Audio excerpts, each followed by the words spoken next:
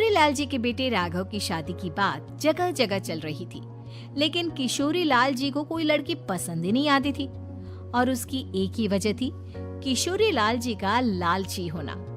उनको लड़की वालों से मोटा दहेज चाहिए था और इसी चक्कर में एक दिन वो एक बहुत पैसे वाले के घर अपने बेटे का रिश्ता लेकर पहुंचे। उस आदमी का नाम था ओम प्रकाश। देखिए किशोरी लाल जी, मेरी एक ही बेटी है और मेरी सारी संपत्ति जायदाद सब कुछ मेरी बेटी नैना का ही है। पापा, नाम से लगता है बहुत खूबसूरत होगी। कितना अच्छा नाम है ना, नैना। ओ, वैसे बात तो सही है आपकी। अब इतना पैसा है, जमीन जायदाद है, इकलौती बेटी, आप भी क्या करेंगे? सब कुछ उसे ही देंगे ना। बिल्कुल ठीक पहचाना आपने। बस बेटी की शादी और सारी जायदाद उसके नाम। पापा, बिना देखे हाँ कर दीजिए ना। इतना अच्छा रिश्ता फिर कहाँ मिलेगा? माला माल हो जाएंगे हम। मैं अपनी बेटी को बुलाता हूँ। अरे नहीं नहीं नहीं नहीं, आपकी बेटी का नाम नैना है, सुनकर ही लगता है बहुत सुंदर होगी। रहने दीजिए अंकल, मैं तो आपकी बेटी के नाम से ही इतना खुश हो गया हूँ कि उसे बिना देखे शादी करने को तैयार हूँ। अब तो मैं उसका चेहरा सीधे शादी के बाद ही देखूंगा। और इस तरह राघव नैना का चेहरा नहीं देखता और उससे शादी कर लेता है। शादी के बाद अपनी सुहाग रात पर जब राघव नैना का घूंघट उठाकर देखता है तो नैना की आंखें बंद थी। कितनी खूबसूरत हो तुम नैना, जरा अपनी आंखें खोलकर मेरी तरफ देखो तो सही। नहीं, मुझे शर्म आती है। अरे, मैंने तुम्हें शादी से पहले भी नहीं देखा, और अब अगर तुम आंखें खोलकर मुझे देखोगी भी नहीं तो मुझे अच्छा कैसे लगेगा? इससे पहले कि नैना अपनी आंखें खोलकर राघव की तरफ देखती, अचानक से लाइट चली गई और राघव नैना को पूरी तरह से देख भी नहीं पाया। अगली सुबह नैना राघव के लिए नाश्ता बनाकर लेकर आई। अरे ये क्या, आधा पराठा सेका हुआ है और आधा बिल्कुल कच्चा। ये तुमने क्या किया नैना? बहू, तुमने क्या आधा पराठा तवे से नीचे लटका कर रखा था, जो आधा सेका है और आधा कच्चा? मुझे जितना दिखेगा उतना ही तो सीखूंगी ना पापा जी। जहाँ जहाँ मुझे नजर आ रहा था वहाँ मैंने सीख लिया, जहाँ जहाँ नहीं दिखा वहाँ कच्चा रह गया होगा। इसका क्या मतलब है? ये कैसा मजाक कर रही है तुम?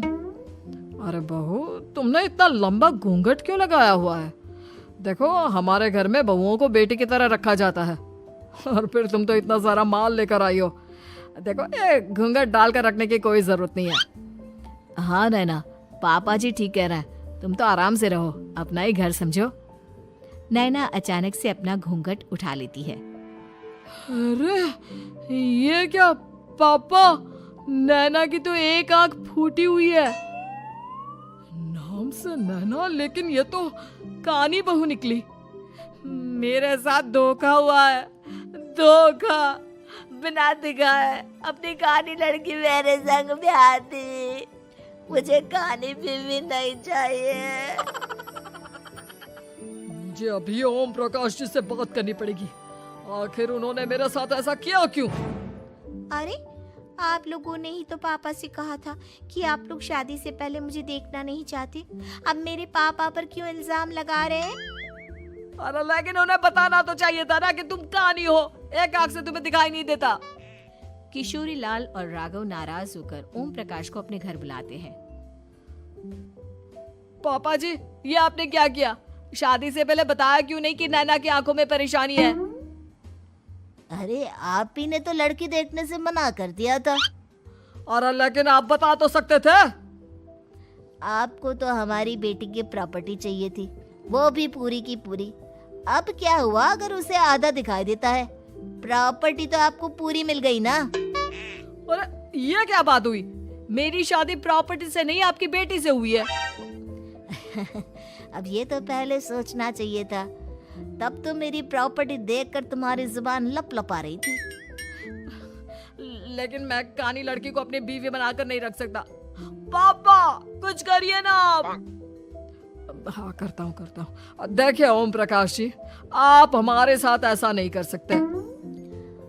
और तुम देखो, अगर तुमने मेरी बेटी से शादी तोड़ी ना तो जो भी प्रॉपर्टी मैंने तुम्हें दी है वो तो पूरी की पूरी वापस ले ही लूंगा और आधी प्रॉपर्टी तुम्हारी भी लूंगा। अरे मेरी आधी प्रॉपर्टी भला क्यों लेंगे आप? इसलिए क्योंकि मेरी बेटी को आधा नजर आता है और उसकी नजर अभी तक तुम्हारी आधी जायदाद पर ही पड़ी है। अब तुम उसे घर से निकालोगे तो कुछ तो लेकर जाएगी ना। और अगर हम आपकी बेटी को अपने घर की बहू बनाकर रखे तो? तो तुम्हारी पूरी प्रॉपर्टी तुम्हारी ही रहेगी और जो मैंने तुम्हें दिया है ना उसमें से बस मैं आधा लेकर जाऊंगा।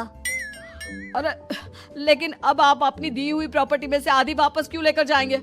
अगर मैं आपकी बेटी को अपनी पत्नी बनाकर रखने को तैयार हूँ तो? इसलिए ताकि भविष्य में अगर तुम मेरी बेटी को धोखा दो तो उसके पास कुछ तो रहे जो पति का हो। वैसे मेरे पास तो बहुत कुछ है लेकिन अपने पति की कोई निशानी तो उसके पास होनी चाहिए ना। अब अगर तुमने मेरी बेटी को कहानी कहा तो तुम्हें प्रॉपर्टी भी कहानी ही मिलेगी, पूरी नहीं। जमाए राजा। किशोरी लाल और राघव समझ चुके थे कि वो बुरी तरह फंस चुके हैं और अब उनके पास वहां से निकलने का कोई चारा नहीं है। अब समझ में आया ना, लालच बुरी बला होती है। एक तो तुम्हें प्रॉपर्टी मिली, ऊपर से बीवी मिली, उसमें तुम्हें नखरे भी दिखाने हैं। आए बड़े, चुपचाप बैठो दोनों।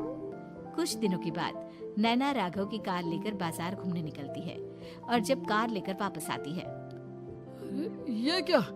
एक तरफ से मेरी गाड़ी पूरी खराब हो चुकी है। लगता है तुमने मेरी गाड़ी को किसी दूसरी गाड़ी के साथ एक्सीडेंट किया है। अरे अरे कितना बड़ा नुकसान कर दिया तुमने बहू। वो क्या है ना पापा जी, मुझे एक आंख से दिखाई नहीं दे रहा था, सामने से गाड़ी आ रही थी। मुझे तो सिर्फ आधा ही दिखाई दिया और वो गाड़ी मेरी कार से रगड़ते हुए निकल गई। अब मैं क्या करूं बताओ? आप इसे ठीक कराने के पैसे कौन देगा? तुम्हारे पापा? तुमने मुझसे इस तरह से बात की? अभी रुको। नैना राघव की शिकायत ओम प्रकाश को कर देती है। देखो राघव, अब जो मेरी आधी प्रॉपर्टी तुम्हारे पास थी ना उसमें से आधी और मैं लेकर जाऊंगा क्योंकि तुमने मेरी बेटी को डांटा। अरे नहीं नहीं पापा जी, गलती हो गई, माफ कर दो। गलती की तो कोई गुंजाइश ही नहीं। अगली बार मेरी बेटी को डांटा तो बची हुई आधी में से आधी और ले जाऊंगा। लालच के चक्कर में हम दोनों ने बहुत बड़ी गलती कर दी बेटा। एक तो तुम्हें कानी बहू मिली और ऊपर से जो माल मिला वो भी काना। इस तरह राघव की हर एक गलती पर ओम प्रकाश उसकी प्रॉपर्टी का आधा आधा हिस्सा लेकर अपना सारा माल वापस ले गया और राघव को कानी बीवी से काम चलाना पड़ा। भाई लालच वाकई में